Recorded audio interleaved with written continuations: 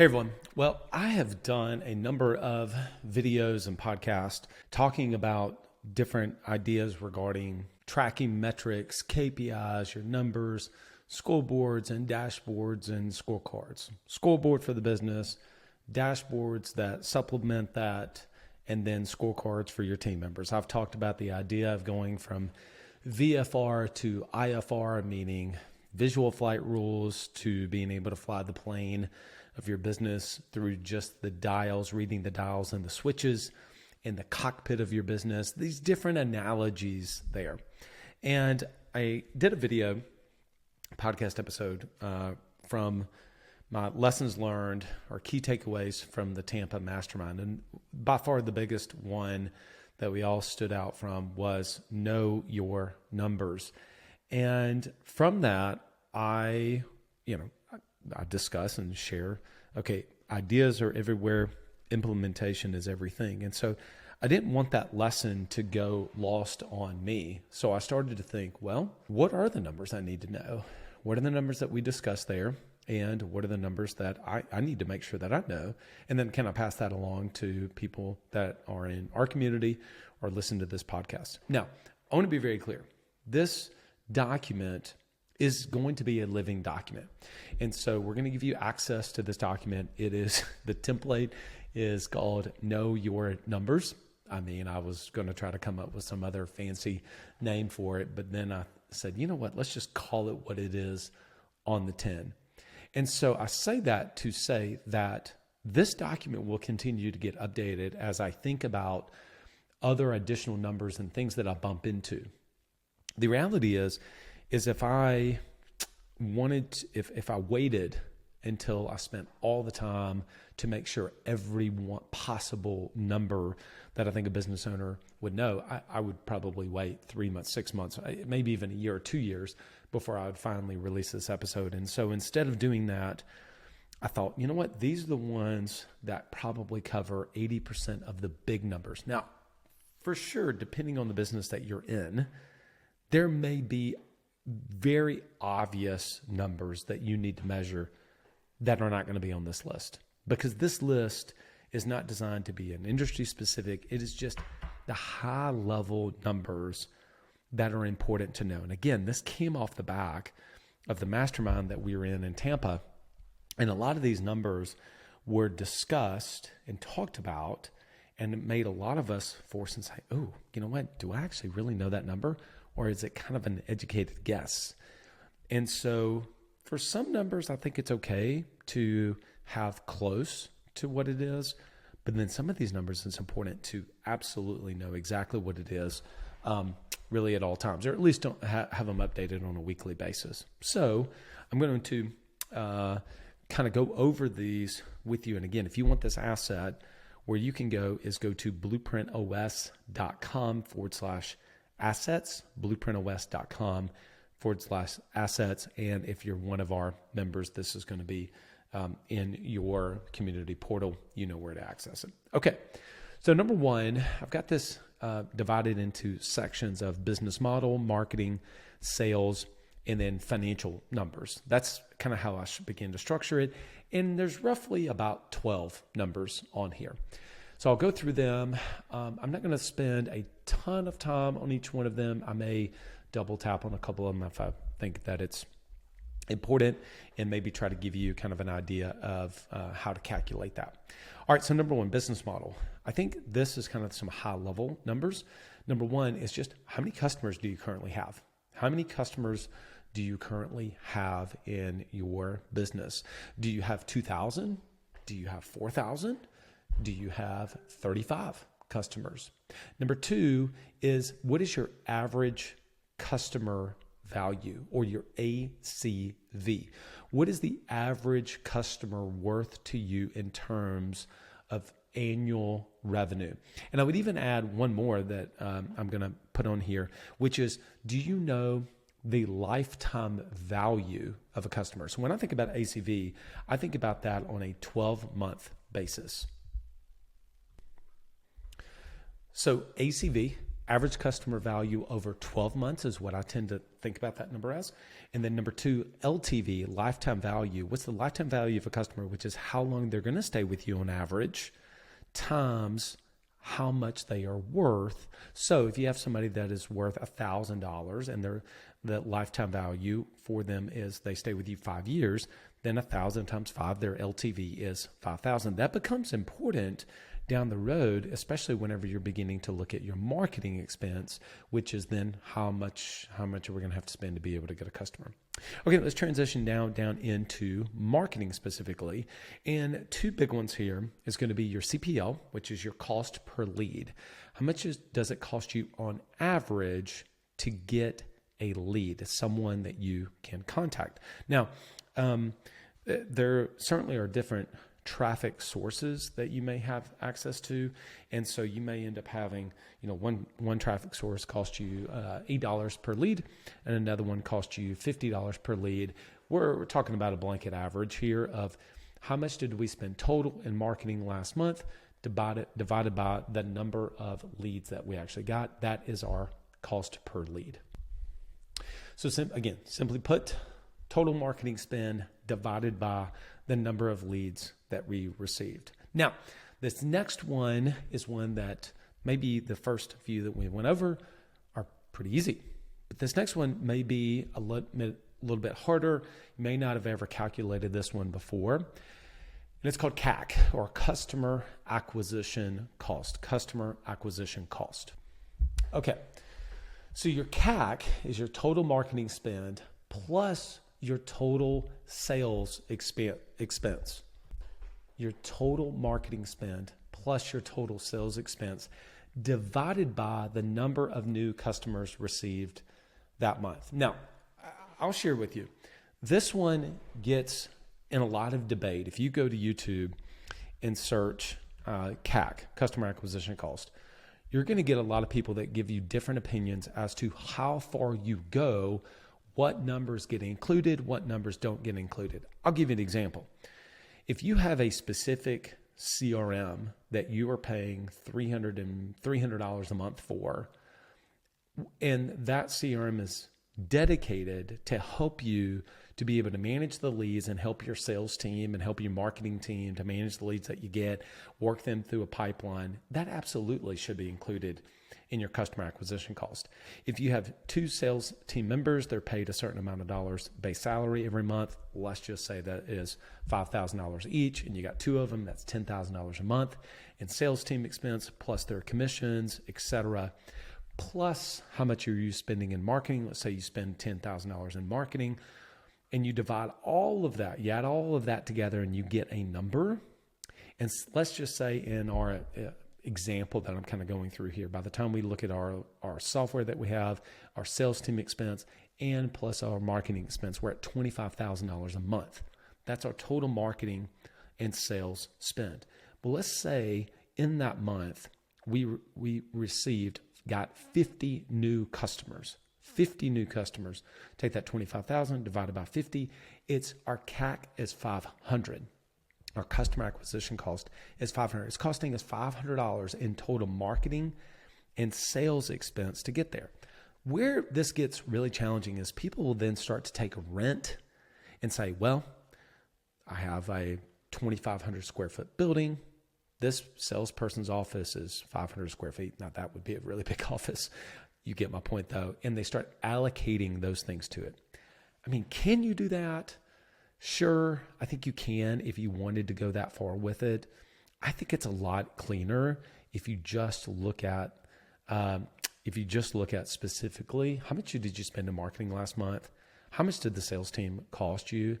And add those 2 things together and divide that by the number of new customers. Now, the number of new customers you got could be 2, depending on the business that you're in. I mean, if you're selling jets, it doesn't cost you, doesn't take very many sales for you to be able to justify the marketing and sales spend, even if that is in the 6 figures. I think that's a really helpful number to be able to know, however. So we went over CPL and marketing, and we went over CAC, customer acquisition cost. Now, off the back of that, just simply makes sense for us to know, well, how many sales did we make last month? And how many new sales did we make last year? And when I think about sales, I'm thinking about new sales, and I really want to know last month, and I also want to know, well, how many did we make last year? And this is really helpful to know, like, let's say you're in the middle of the year. I happen to be recording this whenever it's in May. And I would want to know, I would want to have perspective for me to be able to say, okay, wait, how many new sales did we make in May? We made 5. How many did we make in May of 2023?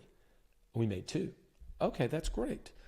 How many did we project to make in May? We projected to have 4. Fantastic. So we actually outpaced last year, and we outpaced our forecast of how many numbers that we thought we would actually make. That is fantastic. Those are really good numbers. Well, it also then pays to know, how many total sales did we make last year? I've asked this question a number of times to business owners in different industries, and I'll say, how many jobs did you sell last year? I don't know, 50. How many new customers did you get last year? I really don't know. It's incredibly important to know what those numbers actually really look like. So you can begin to have perspective and to be able to set future targets. So again, how many new sales did you make last month? How many new sales did you make last year? How many new sales did you make this time last year? So depending on whatever month it was, or even the quarter. So if you're tracking a monthly, it's super easy to know what you did for the quarter. So if you did 5, 5, and 5, April, May, June of last year, and this April, May, June, you just did 10, 10, 10. Okay, well, we did 15 last year. We did 30 this year. That's fantastic. Now, how does that compare to where we said that we wanted to be? What was our actual, how did that compare to our forecast? What you'll see this described as often is sales velocity. So what's our sales velocity last month, last quarter, same time period last year, against forecast, etc. All right, next, this is a good one to know. How many new sales, or how many sales does it take a salesperson, or how many sales does a salesperson need to be able to break even on what you're investing in them, let alone make a return? Now, this is specifically a sales break-even number. Now, this doesn't mean that we're only shooting for a break-even with our sales team members by no stretch of the imagination, but we're not going to be able to get a return on them unless we at least know what break-even actually needs to be. Does that make sense? So if we know that a salesperson that's paid $30,000 base, they don't have to sell as much as somebody who is at $100,000 base, as an extreme example. But let's say the difference between $30,000 base and even $40,000 base or $50,000 base. I mean, what that person at 50 has got to be able to do to justify their break even, let alone be able to get a return. So what are the number of sales specifically that they need to be able to make to be able to break even?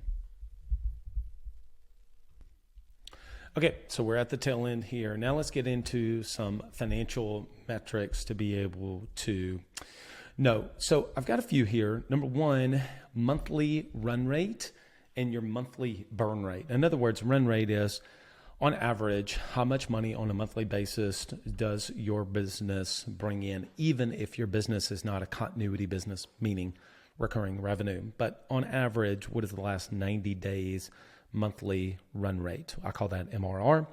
And then also kind of adjacent to that, or along with that, is what's your monthly burn rate. So in other words, we average $30,000 a month in revenue. We burn $20,000 a month. So on average, our profitability is $10,000 a month. Okay, let's take that, extrapolate that out. We average $90,000 a month in revenue. We have a monthly burn rate of $70,000. Profitability on average is $20,000 a month. Okay, great. That's really good to know. Those are basic financial numbers that you need to be able to know. I would also add then revenue. What was last year's revenue, top line, and what was last year's profitability? Number 4 is going to be year over year growth rate. So that looks at The growth that, how much did you grow? Contextually, a lot of people would say, well, what number are we talking about? I am talking about on your income statement or your profit and loss statement. It says your total top line revenue. How much money did you bring in total? How did that compare to last year? Now, there's a formula called Rule of 40 that I've done an episode on, I've done a podcast on. This kind of goes along with that, but this is a key number to know. How much did revenue grow year over year? 2020, 2021, 2022, 2023, 2024. If you know year over year, then you can calculate your average growth rate and see, is the pace of your business going up and down? Is the growth slowing, or is that actually starting to pick up? All right, last two, really these get into financial, kind of financial metrics, but it's total, your team percentage as your total spend on your team as a percentage of revenue. Pretty much every business, the biggest spend that you're going to have is on your team. And then the second business is going to be your marketing. Now, depending on the business, that could be a little different. But by and large, those are two main drivers of the expenses of the business. So total, what was your team percentage of revenue? Some of this is very dependent upon the industry that you're in. Some people, I know some industries operate off of a 30% total team percent of revenue. Some businesses just can't get there. They're going to be more in the 50 to 55% or so. And then lastly, marketing.